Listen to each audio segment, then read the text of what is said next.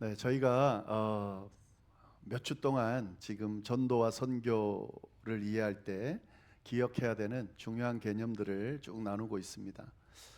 이 주제로 너무 오래 이야기하는 거 아닌가라고 생각하시는 분이 혹 있을 수 있습니다. 그런데 이 선교라는 것이 교회의 여러 가지 프로그램 중에 하나가 아니고 교회 존재의 이유이기 때문에 이번 기회에 좀 잘 정리하시면 좋겠습니다. 아마 이렇게 집중적으로 그렇게 생각하고 또 공부할 기회가 많지 않을 것 같은데 여러분의 신앙 속에 좀 잘 정리하면 좋겠습니다. 근데 단순히 그런 내용이었지 뭐 이 정도로 머물지 마시고 여러분들의 삶 속에 기억되고 실천되어지는 그런 은혜가 임하면 참 좋겠습니다. 지금까지 나누었던 내용들 좀 몇 가지 정리를 해보겠습니다. 지금 설교 때마다 정리하고 있지만 기억하라고 반복하고 있는 거니까 잘 좀 정리하시고 기억하시면 좋겠습니다. 선교는 하나님께서 하시는 일이다. 이건 절대 잊어버리면 안 됩니다. 선교의 시작은 사람이 아니라 하나님께서 하셨다. 그리고 하나님께서 지금 일하고 계시고 계속해서 일하고 계신다 라고 하는 거죠. 교회가 만들어낸 프로그램이 아닙니다. 하나님께서 행하고 계신 것이 바로 선교다. 이런 하나님의 선교에 참여하는 사람들이 우린 거죠. 하나님께서 내가 선교하는데 너희가 참여했으면 좋겠다 이렇게 해서 우리를 부르셔서 우리가 그 하나님의 선교에 전도에 참여하는 거죠. 이게 하나님의 선교라는 개념입니다. 두 번째로 모든 그리스도인과 모든 교회는 선교적 사명을 받았다 하는 사실입니다.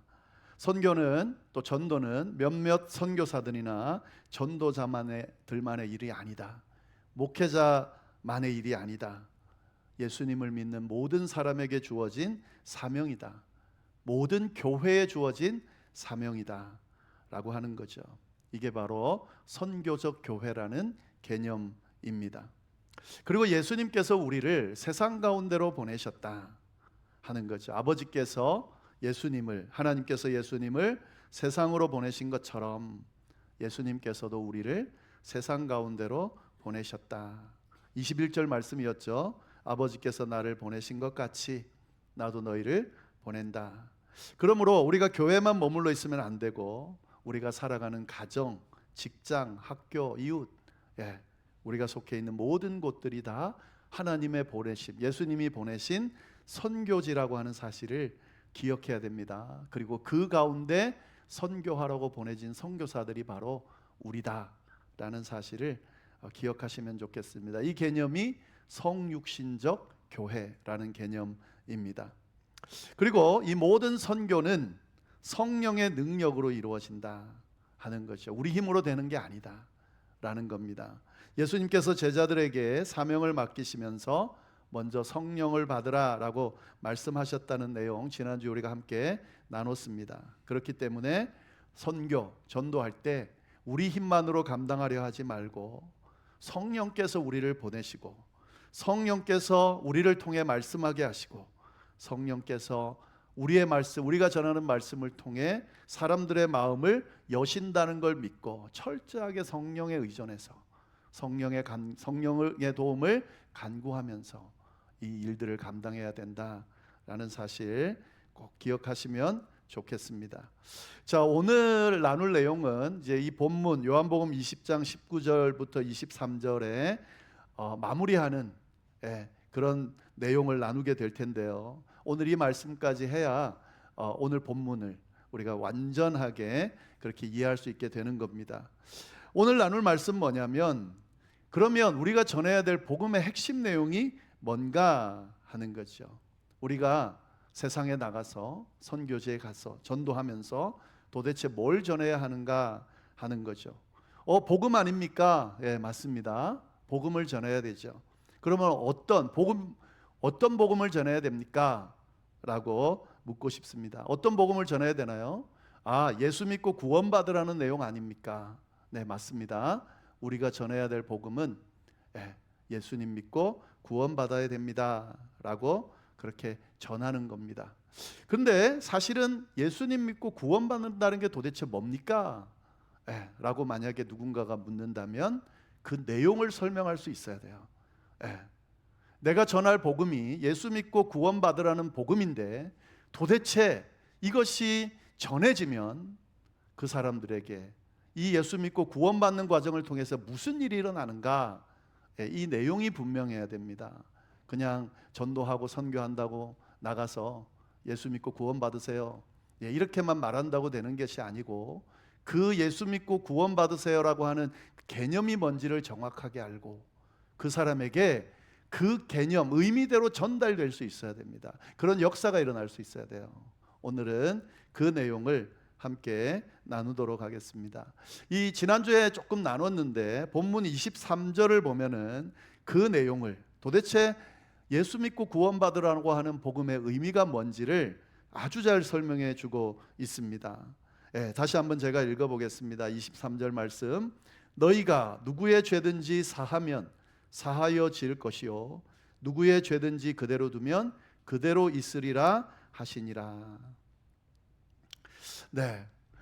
예수님께서 제자들에게 선교적 사명을 맡겨주시면서 성령을 받으라는 말씀까지 하시면서 뭘 전하라 라고 말씀하셨냐면 누구의 죄든지 사해라 그러면 사하여 질 거고 누구의 죄든지 그대로 두면 그대로 있을 거다라는 말씀을 하셨다는 거죠. 지난주에도 말씀드렸지만 이 말씀은 되게 해석하기가 힘듭니다. 이 말씀에 대한 오해 때문에 이상한 그런 개념들이 생기기도 하고 그러는데요. 이 말씀은 오랫동안 오해를 많이 받은 말씀인데 어떤 오해가 좀 될 수 있냐면 마치 예수님이 제자들에게 죄를 용서하는 권한을 주시는 것처럼 그렇게 이해될 수가 있습니다. 그러니까 이 말씀을 받은 제자들이 가서 막 죄를 사하는 거예요. 만나는 사람마다 내가 당신의 죄를 사합니다 라고 그렇게 선포하면 사해진다는 말씀으로 그렇게 이해할 수도 있는, 오해할 수도 있는 그런 거죠. 근데 이게 사실 말이 안 되는 게요, 죄를 사할 수 있는 권한은 오직 하나님밖에 없어요. 오직 하나님의 아들이신 예수 그리스도밖에 없습니다. 근데 그런 예수님께서 이 죄를 사하는 권한을 제자들에게 주신 걸까? 그렇지 않습니다. 그걸 오해하면 안 됩니다. 이 죄를 용서하시는 분은 오직 하나님뿐이다라는 개념은 절대 변하지 않습니다. 그러면 이 말씀은 뭔가 예수 그리스도를 통해서 예수 그리스도께서 십자가를 지신 그 의미 안에서, 다시 말해서 예수님의 그 십자가로 죄사함이 일어났다는 것을, 너희의 죄가 사함 받았다는 것을 선포하라는 말씀으로 이해하는 것이 더 바른 말씀입니다. 바른 이해입니다. 그러니까 제자들을 향해서 너희가 가서 예수님의 그 십자가의 보혈로, 그 구속의 은혜로 저와 당신의 죄가 사함 받았습니다라는 것을 선포하면 그대로 될 거고, 만약에 선포하지 않으면 그런 일이 일어나지 않을 거야 라고 지금 말씀하고 계시는 거다라고 하는 거죠. 그러니까 이 부분을 오해하면 안 됩니다. 이 말씀은 예수님께서 행하신 그 죄사함의 은혜를 선포하라는 말씀이에요.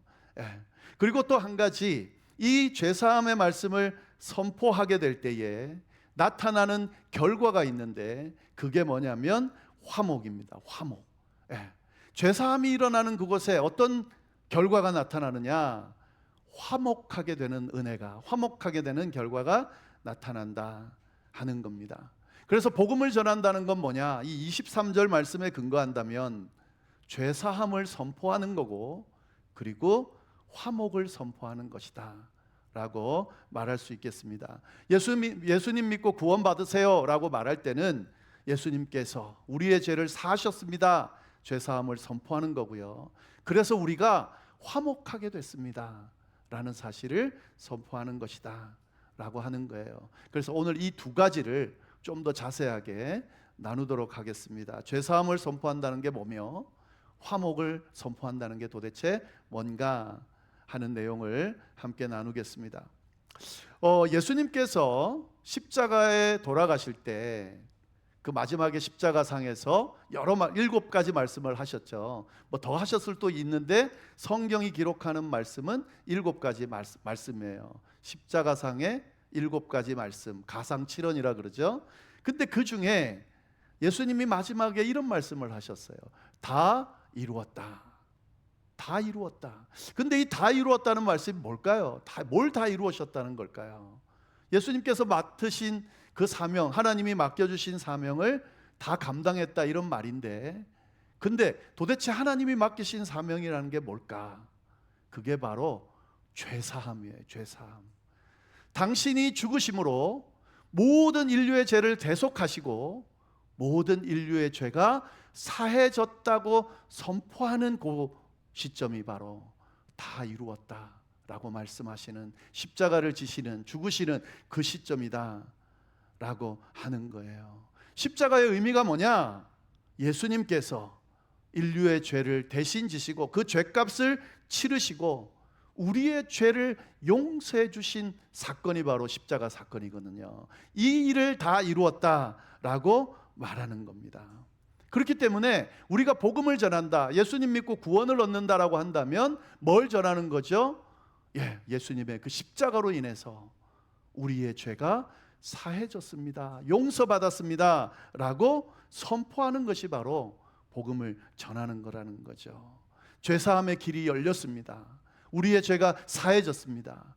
예수 그리스도를 믿는 자들은, 예수 그리스도의 그 십자가의 구속의 은혜를 믿는 자들은 그 죄가 사해졌습니다라는 걸 선포하는 게 바로, 그게 전도고, 그게 선교고, 그게 바로 예수 믿고 구원받으라는 의미고, 그리고 그것이 바로 복음이다 라고 하는 사실이죠.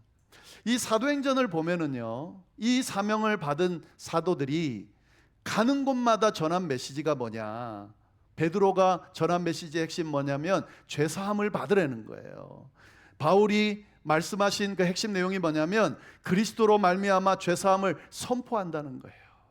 제가 방금 말씀드린 예수님께서 이 땅에 오셔서 십자가를 지심으로 우리의 죄가 사해졌습니다라고 하는 메시지를 막 제자들이 다니면서 선포했습니다. 그게 바로 우리가 믿는 믿음이고, 그리고 우리가 전할 복음이라는 것을 잘 기억하시면 좋겠습니다. 그래서 우리가 착각하는 게요, 교회 다니라, 그리고 기독교를 믿어라, 그리고 복음을 받아들이라 라고 할 때에 마치 착하게 살면 잘 됩니다 라는 것을 권면하는 것처럼, 그런 의미로 생각하고 그렇게 할 때가 있는데요, 예수 믿으면 복 받습니다, 예수 믿으면 형통합니다, 막 그런 내용들, 그게 핵심인 것처럼 그런 의미로 복음을 전할 때가 있는데, 사실 그게 뭐 우선이 아니에요. 가장 중요한 핵심 뭐냐면 예수님께서 당신을 위해, 나를 위해 죽으셨습니다, 그 예수님 안에 죄사함이 있습니다 라는 것을 선포하는 거죠. 우리가 전도해야 된다, 선교해야 된다, 그럴 때 교회로 데려와야 된다, 혹시라도 먼저 이 생각이 나면 잘못 생각하는 거예요. 나가서 전도하고 선교할 때 왜 나가서 전도하고 선교해야 되냐면, 아직도 이 세상에는 죄를 해결하지 못해서 죄의 짐을 지고 살아가는 사람들이 너무 많기 때문에 그렇습니다. 아직도 이 예수 그리스도의 십자가의 구속의 은혜를 믿지 못하고 듣지 못한 사람들이 너무 많고, 아직도 죄 문제를 해결을 하지 못하고 죄책감 속에 살아가는 사람들이 너무 많은 거예요. 이 문제가 해결되지 않으니까 인생의 모든 문제에서 해결되지 않고, 그 해결점을 찾으려고 막 애를 쓰다 보니까 다른 종교를 찾거나 아니면 어떤 중독 속에 빠지거나 그렇게 힘들게 살아가는 거죠. 그들에게 필요한 게 뭘까? 우리가 전할 수 있는 것은 새로운 철학이나 어떤 종교적인 그런 윤리적인 내용이 아니고 뭐죠? 죄사함의 복음이라는 거죠. 예수 그리스도께서 십자가를 지심으로 당신의 죄와 내 죄를 대신 짐으로 이제 더 이상 죄가 없게 됐습니다. 죄 문제에 매이지 않게 됐습니다. 이것이 예수 그리스도께서 나를 통해, 우리를 통해 전하라고 하는 복음의 메시지라는 거죠. 이 이야기를 듣기를 원하는 사람들이 많다는 거예요. 그 메시지를 전하는 게 전도고 선교인지, 이것보다 다른 뭐 어떤 것들을 먼저 생각하고 무슨 뭐 이론이나 형식적인 걸 막 얽어대는 것은 그건 뭔가 중심을 잃은, 핵심을 잃은 그런 외형적인 어떤 전도와 선교에 대한 이해를 하고 행하는 것이 되는 거죠. 여기 있든 복음을 전하러 저 선교지에 나가든 어디든 마찬가지예요. 내가 속해 있는 내 가정에, 내 만나는 사람들, 우리 교회 안에 우리의 모든 죄가 예수 그리스도의 십자가의 보혈로 깨끗하게 씻음 받았습니다. 우리가 그 은혜를 받았습니다. 이 복음을 듣고 믿고 받아들이며 기뻐하면서 그 복음을 전할 때 주님이 맡기신 선교적인 사명을 분명하게 감당할 수 있게 되는 거죠. 이것까지 정확하게 기억하시고 전할 때 이런 의미로 전하실 수 있어야 된다는 거죠. 그리고 두 번째는 뭐냐면 이 죄사함이 선포되면 반드시 일어나는 일이 있습니다. 죄사함이 선포되는 그 자리에 반드시 일어나는 일이 뭐냐면 화목이에요. 화목, 화평, 평화. 관계가 깨지고 나눠지는 게 아니라 깨졌던 관계가 다시 하나로 이어지는 그런 역사가 일어난다 하는 거죠. 이 성경이 죄에 대해서 이야기할 때 창세기 3장에 보면 죄가 뭔지를 알려주는데요. 이 아담과 하와가 죄를 지은 후에 가장 먼저 나타난 그 결과물들이 뭐냐면 하나님과 그 사람 사이의 관계가 깨져버렸어요. 원래는 어떻게 창조됐습니까? 하나님과 함께 에덴에서 같이 거닐면서 산책하면서 그렇게 지내게 창조됐는데 죄를 짓고 나니까 어떻게 했습니까? 하나님을 피해버리고 숨어버렸어요. 그리고 에덴에서 쫓겨나게 돼요. 더 이상 하나님과 함께 교제할 수 없도록 돼버렸습니다. 하나님과 사람 사이의 관계도 깨졌고 또 누가 관계가 깨졌습니까? 사람과 사람 사이의 관계도 깨져버렸어요. 아담은 하와를 탓하고 하와는 누구를 탓해요? 뱀을 탓하고 서로 탓하면서 제가 잘못했어요, 제가 잘못했어요 이러면서 관계가 깨져버렸다는 거죠. 자연과의 관계도 깨져버렸어요. 땅은 가시와 엉겅퀴를 내게 되고 그걸 경작해야만 얻을 수 있는, 수확을 얻을 수 있는 그런 관계가 돼버렸다 하는 거죠. 이게 죄의 결과인데 이 죄가 해결되면 뭐가 나타나야 되는 거예요? 그게 다시 화합되는 거죠. 그 깨진 관계가 다시 이어지는 거죠. 구원이라는 건 바로 이겁니다. 깨진 관계가 회복되는 거예요. 고린도후서 5장 18절에 보면 이런 말씀이 있습니다. 하나님께서 그리스도로 말미암아 우리를 자기와 화목하게 하시고 그리스도의 그 십자가로 말미암아 하나님과 우리 사이의 화목, 깨진 관계가 다시 연결됐다는 거죠. 그리고 난 뒤에 화목하게 하는 직분을 주셔서 화목하는 직분을 우리에게 주셨다는 거예요. 우리끼리도 화목할 수 있게 하셨다. 이게 바로 복음이에요. 우리가 복음을 전한다 그럴 때 천국 가는 티켓을 전한다 이런 말을 많이 쓰죠. 근데 그 천국 가는 티켓이라는 게 도대체 뭐냐는 거예요. 죽고 나면 그 저 하늘나라 가서 하나님과 영원토록 사는 그것만을 이야기하는 거냐. 그게 우리의 궁극적인 목표이지만 복음을 전한다는 말은 뭐냐면 관계, 죄를 사해 주심으로 관계를 회복시켜 주신 하나님의 그 은혜를 전하는 것이 되는 거예요. 그래서 복음을 전하는 그 자리에 하나님과 사람 사이에 관계가 회복되는 역사가 일어날 수밖에 없는 거죠. 복음이 증거되는 그 자리에 사람과 사람 사이에, 사람과 이 피조물들 사이에 관계가 회복되기 시작한다라고 하는 거죠. 그래서 내가 만약에 전도하고 선교한다, 내가 속해 있는 그 삶의 현장에서 내가 전도하고 선교하는 선교사적인 삶을 산다 그러면 항상 뭐가 일어나야 되냐면 깨진 관계들이 회복되는, 화목하는 역사가 일어나야 돼요. 내가 복음을 전한다고 하면서 교인으로서 삶을 산다고 하면서 거기에 관계가 계속 깨진다면 지금 뭔가 문제가 있는 거예요. 제대로 복음이 선포되고 있지 못한 거예요. 선교적 사명을 감당하고 있지 못한 거예요. 만약에 하나님께서 주신 하나님의 말씀이고 뜻이고 나는 내가 말하는 건 진리고 내가 말하는 건 옳다고 말하면서 그 행동을 한다 할지라도 관계가 깨지고 있다면 그거는 제대로 성령이 역사하고 복음이 선포되고 있는 것이 아니라는 거죠. 물론 죄나 사단이나 이런 존재들과의 관계 안에서 화목이라는 건 있을 수가 없지만 하나님께서 허락하신 이 사람들 사이에, 백성들 사이에, 가족 안에, 교회 안에 이런 분열이 일어난다는 것은 복음이 제대로 선포되고 있지 못하다는 것을 분명하게 이야기하는 거죠. 복음을 왜 전해야 되는가? 죄로 물들어서 죄 때문에 죄를 해결하지 못한 죄책감에 물들어서 힘들어하는 사람이 많아서도 그렇지만 이 세상이 어때요? 갈등으로 가득 차 있거든요. 가정 안에도 갈등이 있고, 세대 간에도 갈등이 있고, 인종 간에도 갈등이 있고, 정치적으로 갈등이 있고, 심지어는 교회 안에서도 갈등이 있습니다. 이런 곳으로 예수님께서 선교적 사명을 가지고 보내시는 건 그 안에서 뭐 하려는 거예요? 그 갈등을 주의 제사함의 선포로 성령의 능력에 덧입어서 어떻게 하라고요? 화목하게 만들라는 뜻인 거죠. 내가 진짜 선교적 사명을 잘 감당한다면 내가 속해 있는 가정이 나 때문에 화목하게 돼야 됩니다. 그럴 때 진짜 선교적 사명을 잘 감당하는 거예요. 내가 이 교회 안에서 선교적 사명을 진짜 잘 감당한다면 나 때문에 교회가 분열되는 것이 아니라 분열되는 분위기라도 나 때문에 화합될 수 있다면 선교적 사명을 잘 감당하는 겁니다. 이런 것도 되지 않으면서 어디 멀리 가가지고 뭐 전도하니 선교하니 하면서 마치 하나님이 잘 나를 그렇게 영광스러운 일을 하는 것처럼 보시겠지, 절대 그렇지 않습니다.